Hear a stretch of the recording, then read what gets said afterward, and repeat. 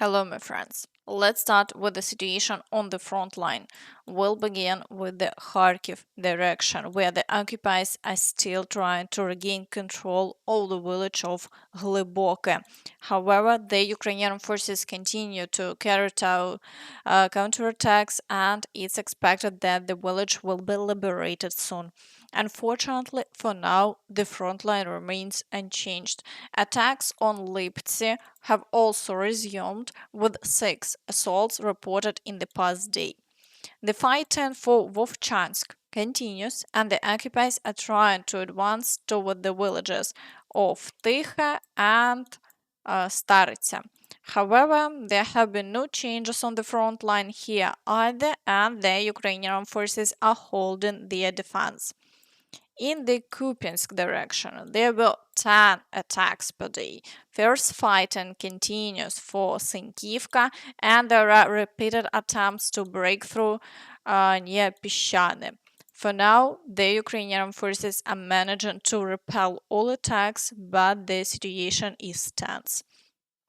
In the Svatove direction, the occupiers have ceased their assaults on Stelmakhivka but are still trying to advance near Berestove.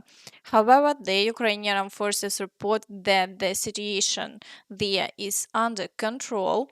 Overall, we are waiting to see how events will unfold further. Further south, attacks continue, with Russia assaulting the villages of Makiyivka and Hryhorivka, although there have been no changes along the front line. In the Kreminna direction, the occupiers continue their attacks on Terny and Nevske. 8 assaults were reported in the past day, and all attacks were successfully repelled, so the front line remains unchanged. In the Siversk direction, the occupiers carried out 5 assaults. The main battles are recorded near Bilohorivka, Verkhniokamianske, and Vyiimka. Additionally, fighting has resumed in Rozdolivka, which the Russians supposedly captured 2 weeks ago. In reality, is evidenced by the ongoing battles the Russians lied once again. In the direction of Chasiv Yar, 5 assaults were recorded. The occupiers continue their attempts to advance as far as possible within Chasiv Yar itself. Additionally, there are ongoing attempts to break through to Hryhorivka and Andriivka. So far, no changes on the front line have been observed. In the Toretsk direction, there were 14 assaults in the past day, and the activity hasn't decreased. The battles for Niu-York, Pivnichne and Vodiane continue. The occupiers are also digging tunnels to advance further and reach the rear of the Ukrainian forces. The situation remains extremely challenging, and it's clear that the Russians are using various methods to achieve their goals. However, for now, the front line remains unchanged. In the direction of Pokrovsk, there were 40 assaults in the past day, and the fighting continues. The occupiers persist in their attempts to reach the highway and advance towards Novoandriivka. They are increasing the number of shelling and striking the rear, targeting both Pokrovsk and other settlements. However, there have been no changes on the front line over the past day.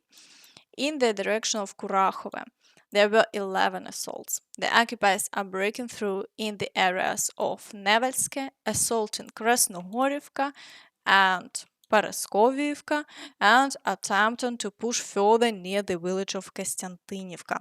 So far, the front line remains unchanged, and the Ukrainian forces are doing everything possible to maintain their defense. In the direction of Vuhledar, the occupiers conducted 9 assaults in the areas of Vodiane and Urozhaine. For now, the activity has ceased, and the Russians haven't achieved any successes. In the Zaporizhia direction, the occupiers carried out 3 attacks on Mala Tokmachka and Novoandriivka, but all were unsuccessful, and the Ukrainian forces managed to hold the defense. Thus, the front line remains unchanged. In the Kherson direction, the occupiers made 3 attempts to push the Ukrainian forces from the left bank.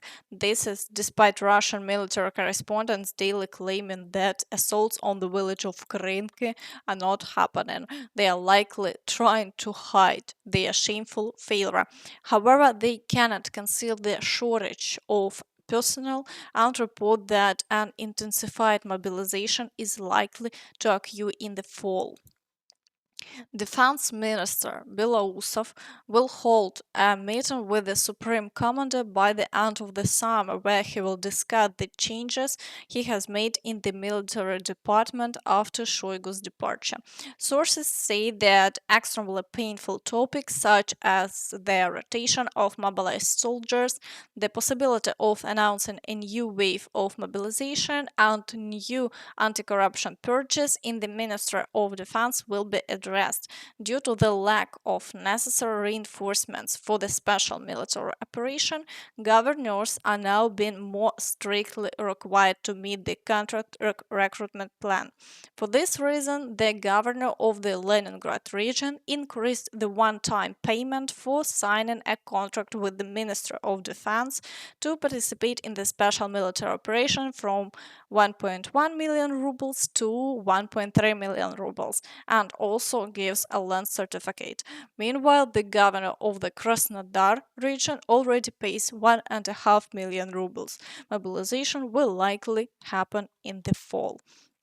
Meanwhile, Solovyov continues to justify Russia and claims that the Ukrainians shelled the hospital in Kiev themselves. Сегодня в ответ на все удары со стороны ВСУ по нашим гражданским объектам вооруженные силы Российской Федерации нанесли ответный групповой удар по объектам военной промышленности. Все спекуляции стороны киевского режима и попытки обвинить нашу армию в нанесении удара по гражданским объектам выглядят очередным цирком в преддверии саммита НАТО. Попытки заработать себе очки, они пиарятся на горе, как делали это уже много раз. Только горе-то принесли они сами и сами себя разоблачили. В украинских пабликах и СМИ распространили фото частей упавшей ракеты у пострадавшего здания больницы. Мало этого, еще умудрились и показать фотографию непосредственно момента падения ракеты. Оказалось, что это элементы ракеты западной системы ПВО. Вот давайте посмотрим ряд этих фотографий. При этом они абсолютно честно пишут, что это не Патриот. Да, они абсолютно правы. Это не ракета системы Патриот. Но, тем не менее, это ракета совсем другой системы. Вот идет сравнение ракеты Патриот. Нет, это не яка ракета прилетела, но и это не Х-101, которую они считают, Х-101, которые наши. Это их ракета, как я понимаю, на Самса. And Solovyov continues to dream that Russia will destroy Ukraine. Стер с лица земли Одессу, Николаев, Харьков и Киев. Потому что именно с Одессы и Николаева наносятся удары по Крыму. Именно из Харькова используют как базу, наносятся удары по Белгороду. И именно Киев является тем центром, где принимаются все решения. Overall, the threats continue. And that's all from me. So please don't forget to like this video, subscribe to the channel, and hit the notification bell to stay updated on all the latest news. Thank you for watching and see you next time. Bye bye.